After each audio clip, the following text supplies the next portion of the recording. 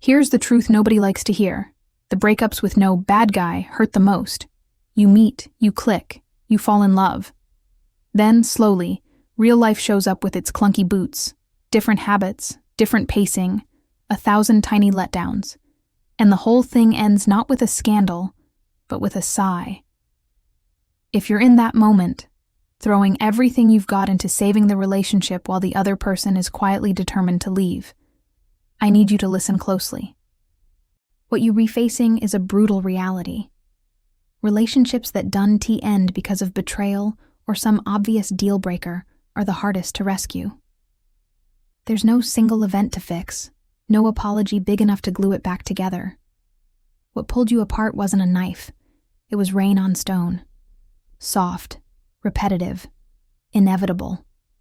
The kind of erosion you don't notice until the rock has a hollow. Here's the first thing to understand. Their determination to go didn't come out of nowhere. It came from how seriously they once took us. If they'd cheated, lied, or crossed a bright red line, your pain might be sharp but clear. You'd have rage to hold on to, a villain to point at. But this time, no one's evil. It's two good people who couldn't figure out how to love each other well. And the reason their decision feels so final is because every little clash of temperament, every real-life mismatch, every promise that didn't land, has been slowly filing a groove into their heart. They didn't stop loving you, they got tired. Tired of being the only one carrying optimism. Tired of thinking, maybe next month we'll get it right. Tired enough to lose the courage to believe in the two of you. So your grand efforts, flowers, long texts, vows to change, sound to them like déjà vu. They don't want a remix of the same song. They're trying to switch off the radio. Now, here's the second thing, and it's a hard one. Disappointment that isn't tied to a moral line is the hardest wound to heal. Deal breakers are cliffs, stark, visible. Everyone knows the ledge is the end. Disappointment is quicksand. You're technically on the same patch of ground, but you feel the sand sliding out from under your feet. You're sinking, slowly, and you can't figure out where to plant your heels. When disappointment piles up to a certain height, love doesn't vanish all at once. That's the cruel part. They still remember your Sunday pancakes, how you laugh at dumb movies, the warmth of your neck on their shoulder. But those sweet memories can't outvote the choking feeling that shows up every time a conversation derails, every time a plan falls through, every time they rewrite the same expectation down to something smaller. It's like trying to breathe through a straw. And this is where a lot of people make it worse. The more desperately you promise to change, the less hopeful they feel. Because real change isn't born inside a pleading text. Real change is quiet, unglamorous, and happens after the lights go out. It shows up when nobody's watching, when there's no one to clap for you. Pause with me for a beat. Breathe. Reset the frame. Right now, the harder you chase, the more you might be blocking the only path back, if a path even exists. Constant messages, repeat promises, calling their friends to put in a good word. Those things feel to you like proof of devotion.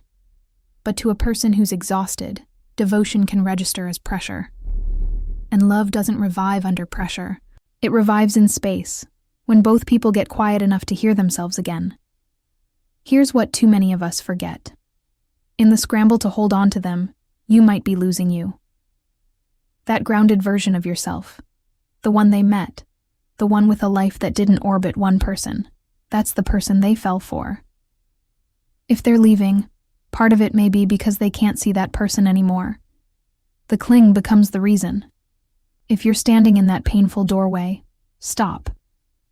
Let's talk about what saving really means. It's not hauling someone back into your arms.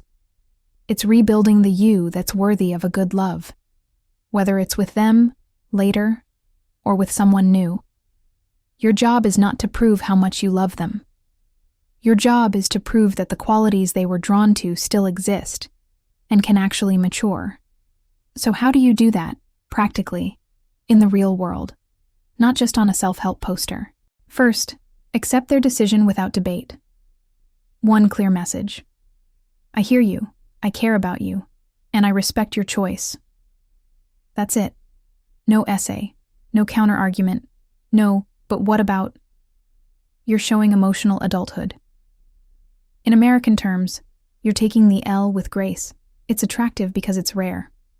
Second, go quiet with purpose. Not the petty silent treatment, actual respectful space. 30 days is a good start. Use it like rehab for your nervous system. Unfollow if you must. Mute their stories. Remove the digital tripwires. Not to manipulate them into missing you, but to give both of you oxygen.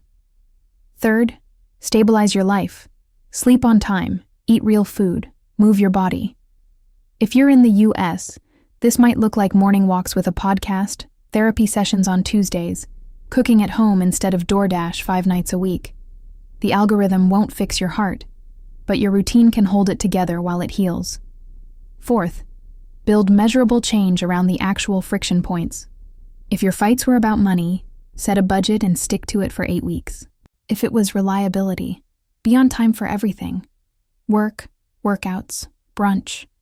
Document progress for you, not for a presentation to them later. Real change leaves receipts. Fifth, reinflate your world. Hang with friends who don't need the relationship recap every time. Start a small, stubborn hobby. Ceramics class, pick up basketball, learning to make a perfect omelet. Book a weekend trip to a city you've never been to. Milwaukee counts. Fall back in love with your own life. That glow isn't cosmetic. It's a signal that you're back. Sixth, audit your communication style. Were you defensive? Did you turn every disagreement into a courtroom? Practice the sentence, "You might be right," in the mirror until it doesn't taste like vinegar.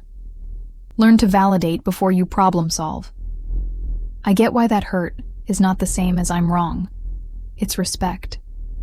Seventh, release outcomes. Maybe they circle back in 3 months. Maybe they don't. Your peace cannot be held hostage by their timeline. If they do reach out, you're not re-enlisting in the old relationship. You're interviewing for a new one with the same person. New boundaries, new pace, new habits, no nostalgia contracts. Let me add 2 quick stories that might feel familiar. 1. I know someone who tried every grand gesture. Surprise flights, flowers at work, handwritten letters that could win an Oscar. None of it mattered. 3 months after he stopped and focused on therapy and routine, she texted, "I can tell you're different." Not N, because he told her. Because his life started to reflect it. 2. A woman I worked with kept promising to communicate better. The switch flipped when she stopped over-explaining and started choosing curiosity over defense. She didn't get the old relationship back. She got a much healthier new one. With someone else. Both are wins. If you're thinking, but what if doing nothing makes them forget me? Understand, calm is not doing nothing. Acceptance is not apathy. You're choosing dignity over panic. You're letting the water clear so both of you can see what's actually at the bottom.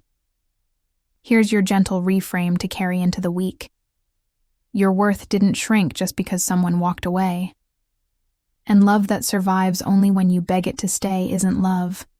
It's a hostage situation with kisses. Let it go. If it's meant to return, it won't need rescue. If it doesn't, you'll be strong enough not to need it. Quick recap before we close. Breakups without a villain are the sharpest ache. Disappointment is erosion, not explosion. Pressure doesn't revive love. Space does. Real change is quiet and measurable.